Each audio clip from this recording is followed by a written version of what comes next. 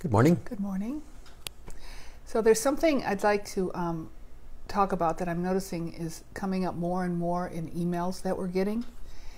And it's in level 2, there is a lesson where we work with the triangle of victim, persecutor, and rescuer. Mm-hmm. And what we say there is that if you have one, you have all three. And most people have all three. So the emails are demonstrating that, meaning people are noticing victim, persecutor, rescuer in the world and in themselves, and they're asking for clarity about it, what it all means, and how to get rid of it. Sure. So this is something that we talk about in level 2. Mm-hmm. And actually reviewing it often is probably a good thing. So the concept is victim, rescuer, persecutor. I go to work and they don't like me, and I go home and kick the dog, and then I go next door to fix Sally because she's a mess. So victim, rescuer, persecutor, rescuer. So what happens where people get stuck a lot of times is it is interrelated, those three things. So if you are a victim and you say, I'm going to get done with being a victim, I'm going to not be a victim, what happens is the other two intensify. Unconsciously, they basically intensify.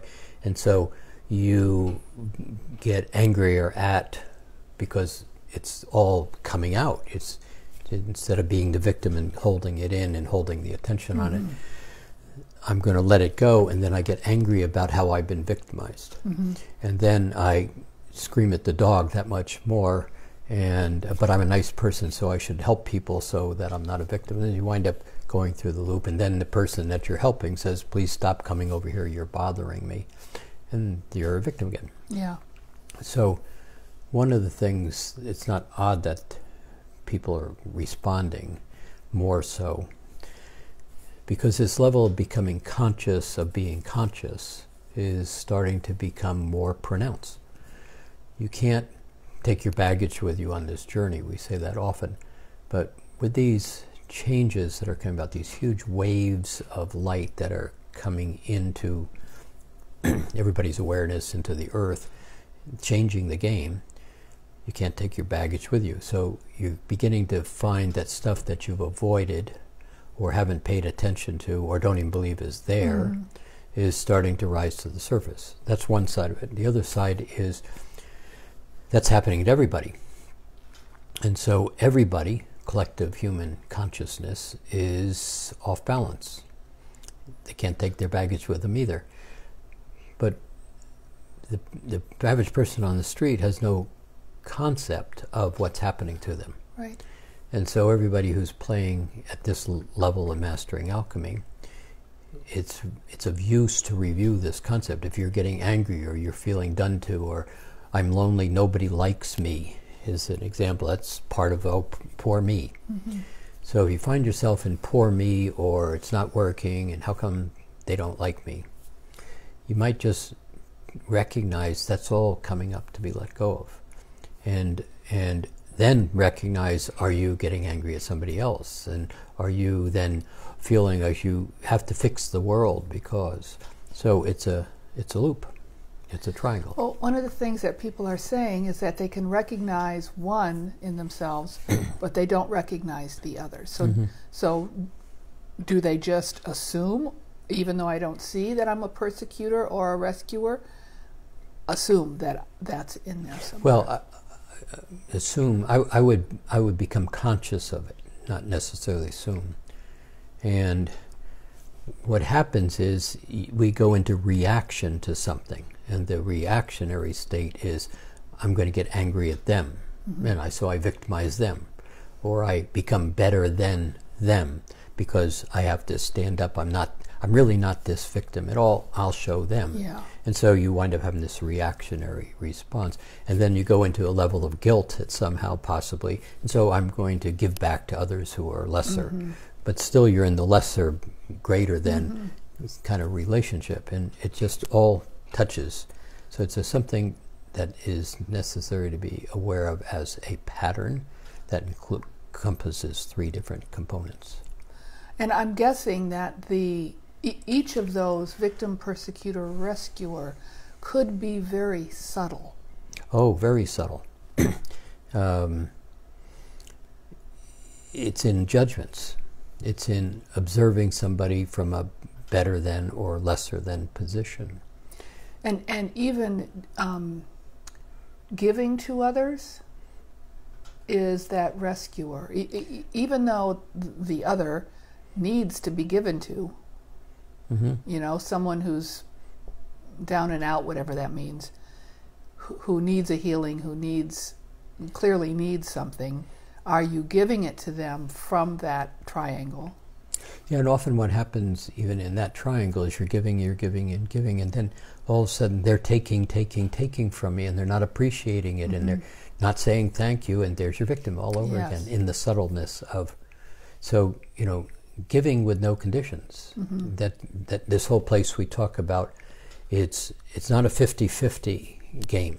It's not I give to you and then you give to me, and it's got to be balanced out. It really is.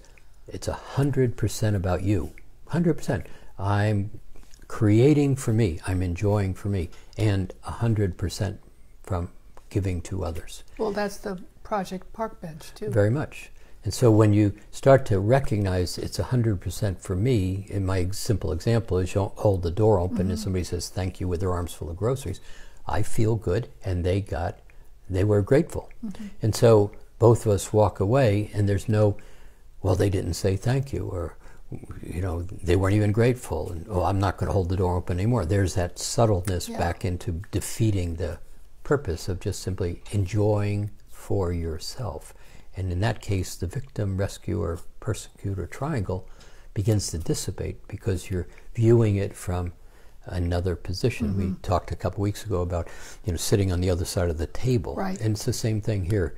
If you can basically, how do I get happy and give to others, you're going to find that that smile comes back, that thank you comes back, that all of a sudden, for no reason, a new job interview comes in. You start to be open to having for yourself. And that whole patterning, whether it's victim, rescue, persecutor, whether it's the blame and guilt, you know, 2 sides of the same coin. When I start to be caring about me, liking me, giving to me, not at somebody else's expense, just having and then recognizing, now I have more to give. I'm happier, I'm more comfortable. Those games of third dimension begin to just go away. And so it's, am I happy in and unto myself? Am I giving to myself? Am I enjoying myself? It might be as simple as just walk down to the coffee shop and sit there and say hello to 3 people for no reason. Just, hey, nice to see you. How are you? That's it. And then feel good about it and walk back home. Yeah. That's the little things that make this change. When I went through level 2, it wasn't called level 2. It was so in the Stone Ages. Yes. Stone Ages. Right. And I did that lesson, and using the Mastering Alchemy tools, the Rose, Grounding Cord, Eighth Ray, El Shaddai, whatever tools you have, what I did is I worked the entire triangle. Yep.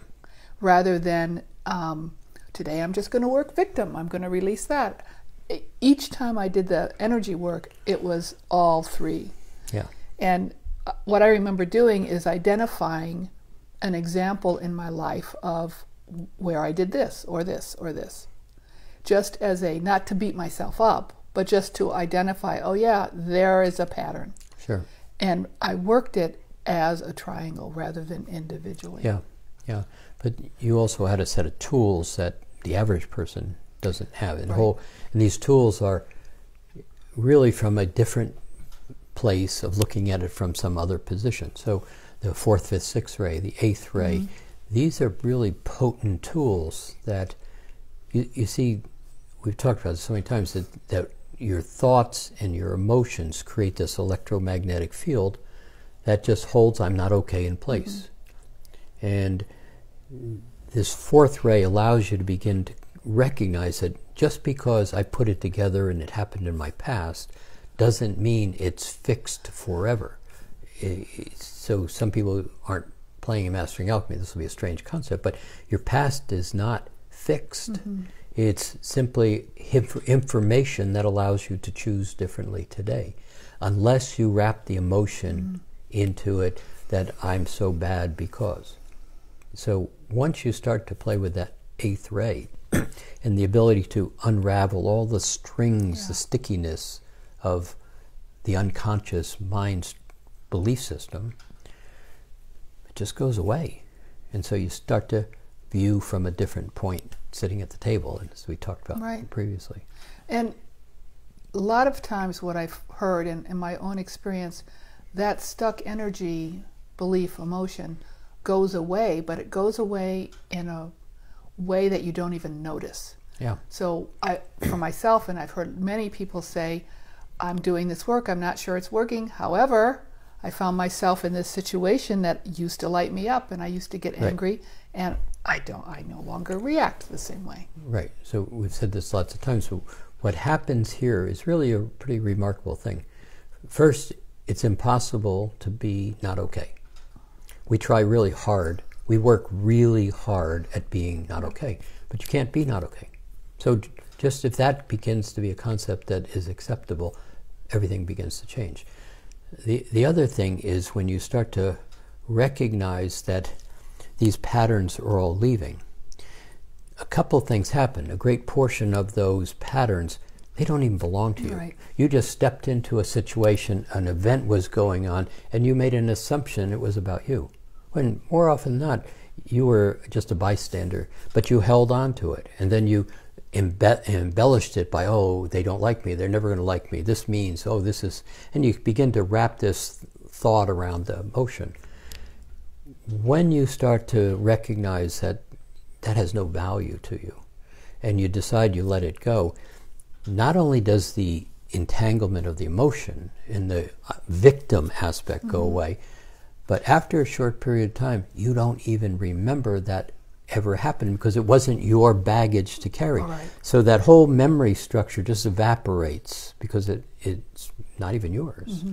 And that's where I watch people just really begin to have a very different life than they have had in their 3D growing up years. And it's all about the tools. If a person doesn't have a tool, a strategy, a method to step out of that, they'll just stay there their whole lives. They just repeat the process over and over. Yeah. So, well, let's just talk about tools for a second, because it's particularly now, this whole world as we've known it, two things are going on.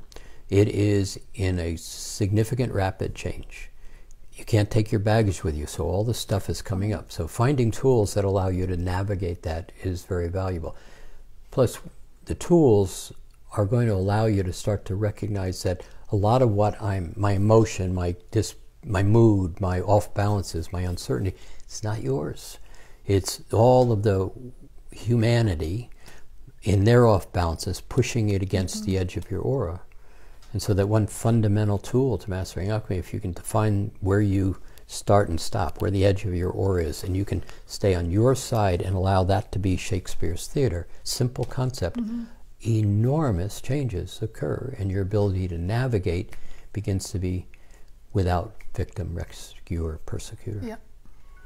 So, good. I'm glad you brought that up. That's a good review topic. Yeah, So, I think people will like to hear that again. yeah, hope that's helpful for all of you.